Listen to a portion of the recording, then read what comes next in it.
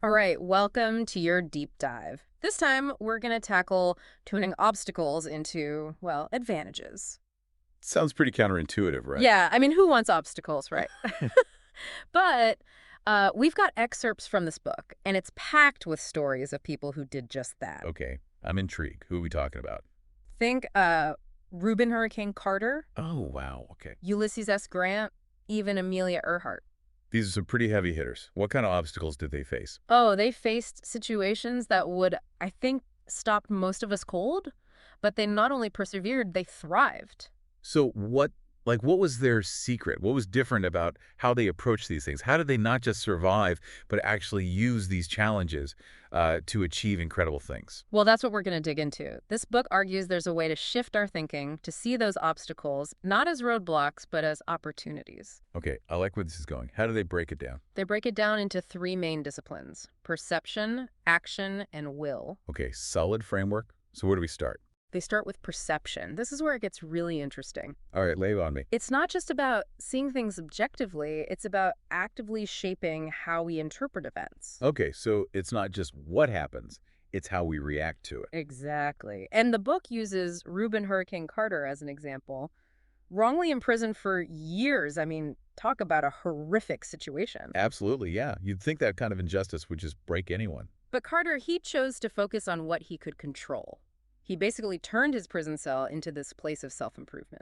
So instead of letting the situation define him, he defined himself. Yeah. And that's where the Stoic philosophy comes in. Okay, so not pretending things are fine, but more about controlling what you can control. Right. Recognizing that while we can't control what happens to us, we can control our reactions. Makes sense. So like Carter, even when our external circumstances are limited, we can choose to focus on our inner world, our mindset, our choices. Right. So instead of asking, why me, we ask, okay, what can I do about this? Taking ownership, even when things feel completely out of control. It's a powerful shift in perspective. The book argues that most of us, we give up our freedom not because of these external constraints, but because of our own perceptions. Hmm, interesting. So we're kind of our own jailers, in a way.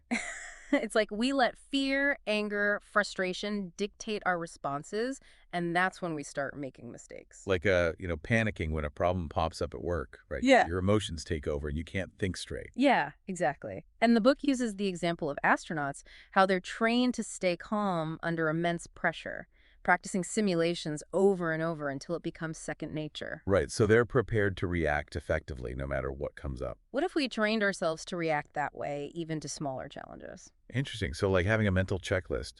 Don't panic. What can I control? What's the next right step? That's a great way to put it.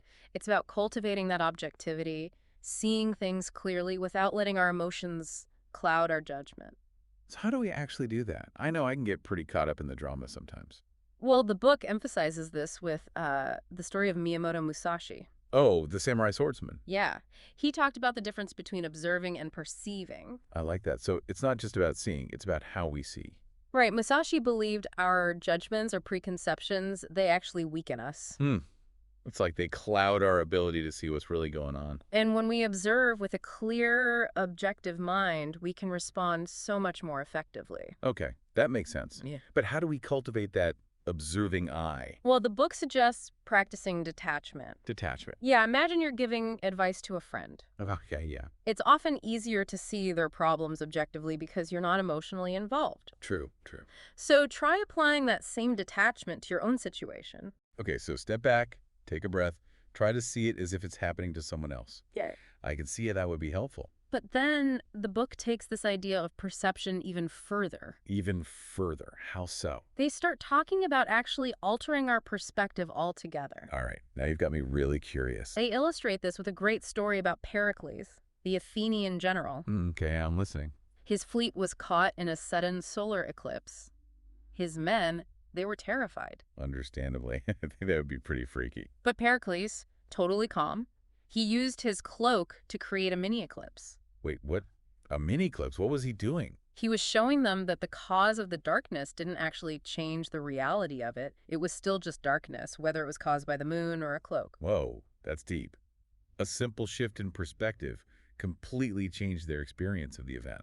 What seemed terrifying became manageable when they understood its true nature. Okay, I get the concept, but how do we apply this to our own lives? When we're facing those oh no moments, how do we zoom out and change our perspective? Well, the book argues that we often get stuck in the immediate feeling, the frustration or fear. Instead, try focusing on the bigger picture. Think of Richard Branson's idea that business opportunities are like buses. Oh yeah, if you miss one, there's always another one coming along. It's about realizing that one setback, one missed opportunity, it doesn't have to define your whole journey. Right. And that's a key part of mastering perception, not letting our emotions hijack our ability to see the bigger picture. So once we've calmed the internal storm, shifted our perspective, then what? Then we can move on to the next discipline, action. Okay, so we've calmed down a bit. We're looking at things objectively. We've even shifted our perspective. But then what? How do we take action when we're facing an obstacle? Well, that's where we really start turning these obstacles upside down. Yeah. The book highlights this guy, Demosthenes, the Athenian orator. Oh, yeah, I've heard of him. Wasn't he like super influential? Hugely. But get this, he had a severe speech impediment and a really tough childhood, too. But he became one of the most powerful speakers of his time. Wait, he had a speech impediment and he became like this famous orator. How is that even possible? He didn't let it stop him. He just took relentless action, practicing with pebbles in his mouth, rehearsing in Ks, always pushing himself to improve. Wow, that's dedication. But I mean, life throws so many obstacles our way. How do we even know where to start? That's where the process comes in. The book uses the example of Coach Nick Saban, the guy who built those incredible football dynasties. Yeah, Alabama, right. Exactly. His philosophy was focus on the process, not the prize. Okay, so what does that mean? Break down those big goals into smaller steps, Yeah. and then execute each of those steps with excellence. So instead of getting overwhelmed by the enormity of the challenge, Mhm. we focus on the immediate task at hand. How do you eat an elephant one bite at a time? Exactly. And this process mindset, it applies to everything, whether you're aiming for a championship or, just trying to get through a tough week. It's about staying focused, taking things one step at a time, and not letting distractions derail you. It's like those businesses that were founded during recessions, right? Like FedEx, Disney, Microsoft. Oh, that's a great point. Their founders didn't sit around worrying about the economy. They just kept building their businesses day by day. They understood that, getting caught up in that big picture can drain our energy and distract us from taking action. Focusing on what you can control right now in this present moment is much more likely to lead to progress. Okay, so we're taking action, we're focusing on the process, but what about those inevitable setbacks? Yeah, I was going to say, what happens when we hit a wall? What then? Well, the book talks about iterating, basically embracing failure as part of the process. They use the example of Silicon Valley startups, how they launch with a minimum viable product. Yeah, like the simplest version of their idea, right? Exactly. The goal is to get it out there, gather feedback, and then make adjustments based on what they learn. So it's not about being perfect from the start. It's about being willing to experiment and adapt. Fail fast, as they say. Yeah. Even Thomas Edison, he tested thousands of materials before finding the right filament for the light bulb. Oh, absolutely. Edison viewed those setbacks as data points, steps on the path to success. And that's something we can all apply. It's funny, I was working on this project recently and I just kept hitting these roadblocks. It was so frustrating. But this whole iterating thing, it really helped me shift my perspective. Instead of getting discouraged, I started seeing those setbacks as opportunities to learn and improve. There you go. Yeah. It's a perfect example of how these principles can be applied. The book also talks about Ulysses S. Grant during the Civil War. He spent months trying to crack the defenses at Vicksburg. Every approach he tried failed. But he didn't give up, right? Nope. He just kept adapting his strategy until he found a way to break through. And it comes back to that idea of perception, right? We choose how we interpret these events. We can see setbacks as insurmountable obstacles, or we can see them as temporary challenges on a larger path. That's it. It's about adopting that growth mindset, believing that we can learn and improve through challenges. This leads to resilience, to adaptability, and ultimately to success. Okay, so we're taking action, we're persistent, we're iterating. But, what if the obstacle just feels truly insurmountable? Like we're banging our heads against a wall. Is there a way to actually use the obstacle against itself? Now that's where it gets really interesting. The book talks about leveraging the obstacle's own power against it, like a judo move. A judo move. Okay, now I'm really curious. Give me an example. How does that even work? Think about Gandhi and his philosophy of nonviolent resistance. He used the British Empire's own strength against it. By refusing to engage in violence, he exposed their brutality, and that turned public opinion against them. Wow, that's incredible. So sometimes the most effective action is like strategic inaction. You got it. It's about understanding the situation and finding a way to use the obstacle's momentum to your advantage. Another example, the book talks about Samuel Zemery, the banana tycoon. Okay, what did he do? Well, he was told he couldn't build a bridge, so what did he do?